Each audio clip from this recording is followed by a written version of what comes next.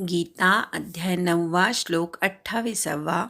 शुभाशुभफलैरेवं मोक्ष्यसे कर्मबन्धनैः संन्यासयोगयुक्तात्मा विमुक्तो मामुपैष्यसि.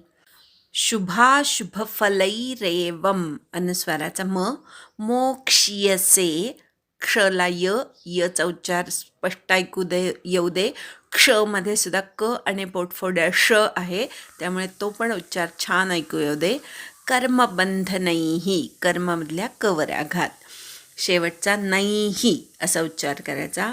संन्यास योगयुक्तात्मा युवर आघात, विमुक्तो मूवर आघात, मामुपैष्यसि पोटफोड्या श त्याला य मुपैष्यसि. शुभाशुभफलैरेवं मोक्ष्यसे कर्मबन्धनैः शुभाशुभफलैरेवं मोक्ष्यसे कर्मबन्धनैः शुभाशुभफलैरेवं मोक्ष्यसे कर्मबन्धनैः शुभाशुभफलैरेवं मोक्ष्यसे कर्मबन्धनैः शुभाशुभफलैरेवं मोक्ष्यसे कर्मबन्धनैः संन्यासयोगयुक्तात्मा विमुक्तो मामुपैष्यसि. संन्यासयोगयुक्तात्मा विमुक्तो मामुपैष्यसि. संन्यासयोगयुक्तात्मा विमुक्तो मामुपैष्यसि. संन्यासयोगयुक्तात्मा विमुक्तो मामुपैष्यसि.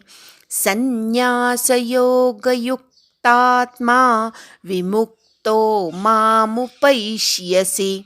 शुभाशुभफलैरेवं मोक्ष्यसे कर्मबन्धनैः संन्यासयोगयुक्तात्मा विमुक्तो मामुपैष्यसि. संधी विग्रह.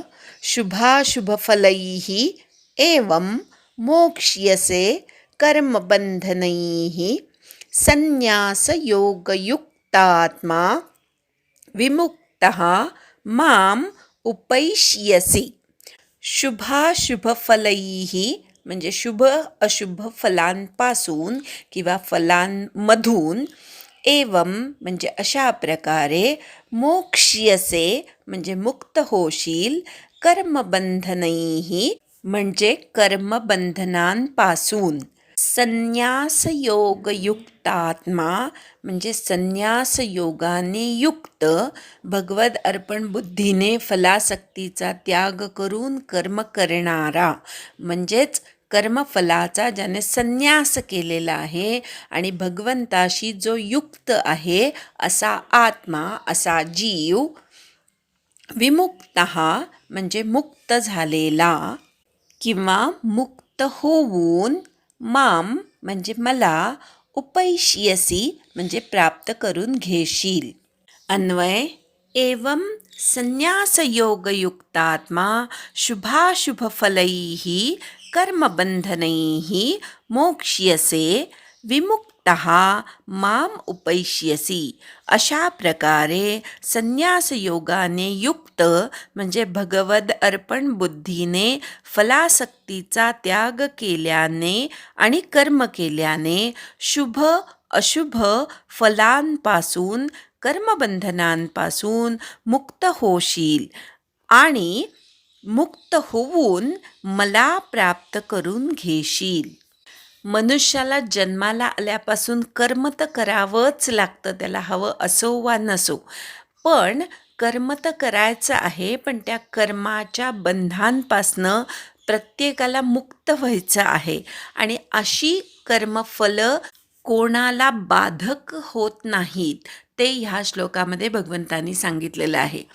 कर्मांचा संन्यास गीतेला कधीच मान्य नाही आहे. 3ऱ्या अध्यायापासून भगवंत सांगतात की कर्मसंन्यास करणं कधीच शक्य नाही आहे. क्षणभरसुद्धा कोणीही कर्मांशिवाय राहू शकत नाही.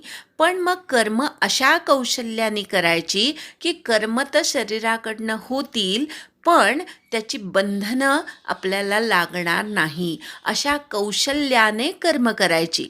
आता हे कौशल्य कसं आणता येईल? तर कर्म करून कर्माची जी काही फलं आहेत ती भगवंताला अर्पण करायची. कर्म करत असताना सुद्धा त्याची अखंड आठवण ठेवायची. असं केल्याने कर्मबंधांपासनं तू मुक्त होशील, असं भगवंताने ह्या श्लोकात सांगितलेलं आहे. संन्यास कशाचा करायचा आहे? संन्यास म्हणजे त्याग करणे. त्याग कशाचा करायचा आहे? कर्मांचा त्याग करायचा नाही, कर्मफलांचा त्याग करायचा, असं भगवंत सांगतात. संन्यस्त वृत्ती कशाच्या बाबतीत हवी? तर कर्मफलाच्या बाबतीत हवी. आणि कर्म करत असताना वृत्ती कशी ठेवायची? तर भगवंताशी युक्त राहून आपलं दैनंदिन कर्म करायचं. संन्यास आणि कर्मयोग या दोन्हीची सांगड ज्याला घालता आली आणि सतत भगवत स्मरणामध्ये राहून ज्याने स्वतःचं कर्म उत्तम प्रकारे आचरलं, मागच्या 27व्या श्लोकात सांगितलं, जे काही खाशील, जे काही हवन करशील, जे काही दान देशील, ते सगळं, जे काही तप करशील ते सगळं मला अर्पण कर. ही जी वृत्ती आहे याला संन्यस्त वृत्ती म्हणायची.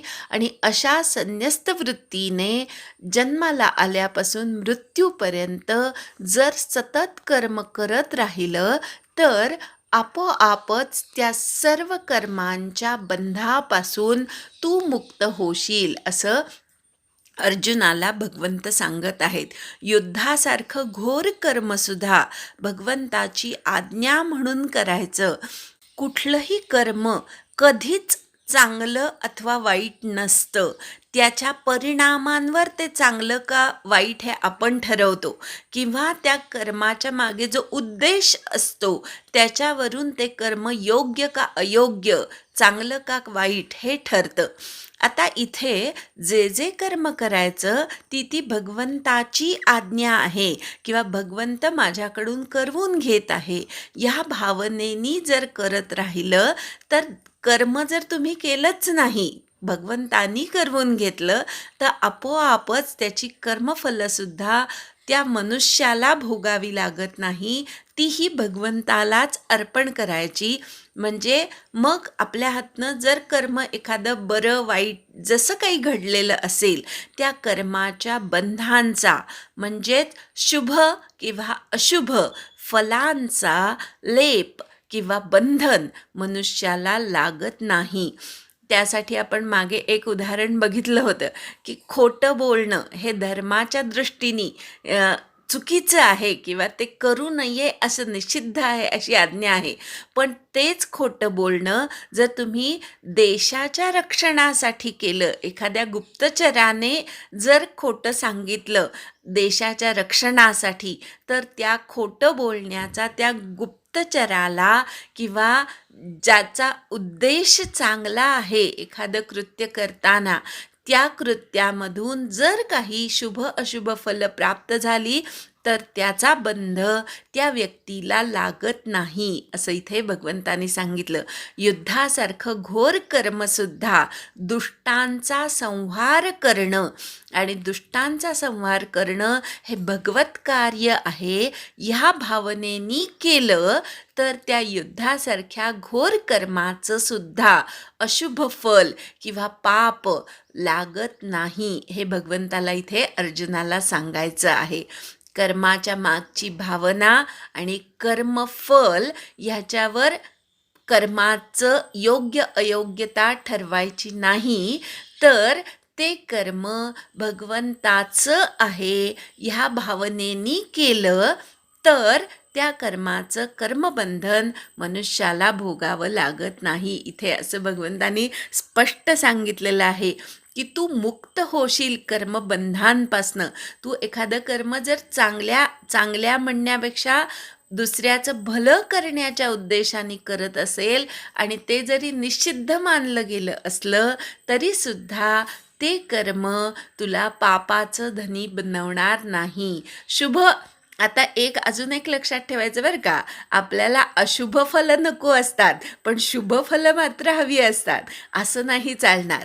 एकदा का कर्म भगवंताचं म्हणून तुम्ही करत असाल तर पापही भगवंताला देऊन टाका आणि पुण्यही भगवंताला देऊन टाका.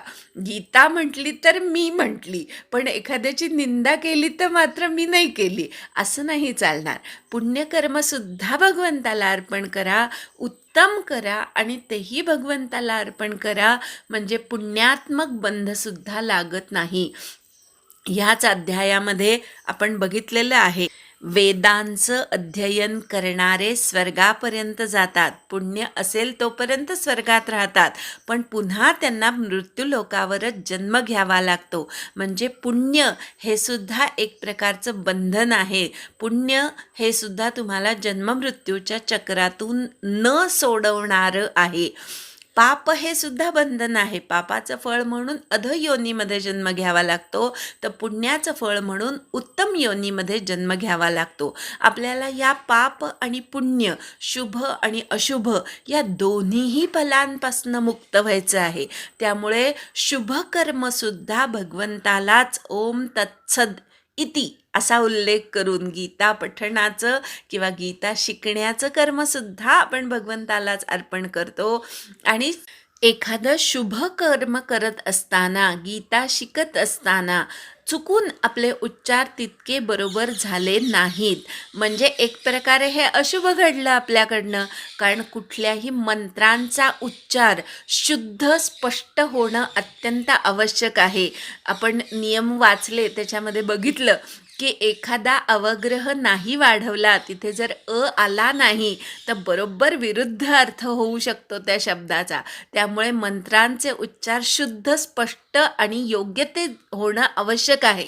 पण पहिल्यांदा शिकत असताना एखाद्या मंत्राचा उच्चार जर चुकीचा झाला, एक प्रकारे ते आपण अशुभ कर्म केलं, पण ते अशुभ कर्मसुद्धा जर भगवंताला अर्पण करून केलं तर त्या अशुभ उच्चाराचा किंवा त्या चुकीच्या उच्चाराचा परिणाम मनुष्याला भोगावा लागत नाही. ह्याचा अर्थ नेहमी चुकीचंच म्हणायचं असं नाही, पण सुरुवातीला कर्मामध्ये दोष राहतात, पण जेव्हा जेव्हा तुम्ही तेच कर्म पुन्हा पुन्हा करता तेव्हा ते कर्म निर्दोष होतं.